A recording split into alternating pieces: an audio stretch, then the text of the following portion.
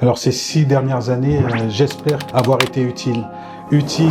Pour avoir soutenu les plus fragiles d'entre nous, des familles qui ont eu des difficultés à payer leur loyer, à payer leurs factures d'énergie. Il y a eu également des situations assez difficiles où des familles avec des enfants en bas âge pouvaient dormir dehors. J'ai souhaité renforcer le lien social en maintenant le banquet des anciens, en proposant les colis lors des fêtes de Noël, également en renforçant les activités proposées aux anciens.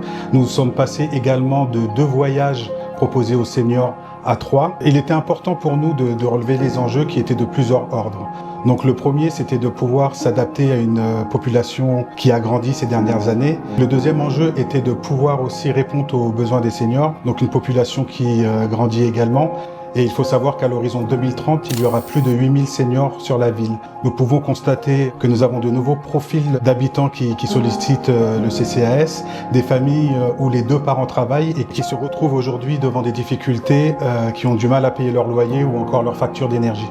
Dans le programme de 2020, nous avions l'ambition de développer une épicerie solidaire. Nous nous sommes appuyés sur Génération qui a porté ce projet et aujourd'hui, il est clair qu'il y avait un besoin et que ça répond vraiment à une demande sur la ville. Donc nous avons pu compter sur cette association lors de la crise sanitaire et aujourd'hui le fait d'avoir une épicerie sociale permet d'une part d'avoir un dossier qui est étudié et suivi par une assistante sociale et d'autre part pouvoir payer les produits dont on a besoin et ce qui permet de garder une dignité.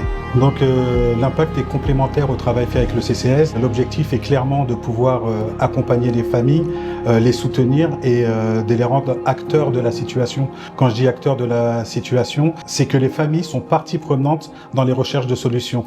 Aujourd'hui, nul n'est à l'abri d'un accident de la vie qui peut être une perte d'emploi, un divorce, des problèmes familiaux.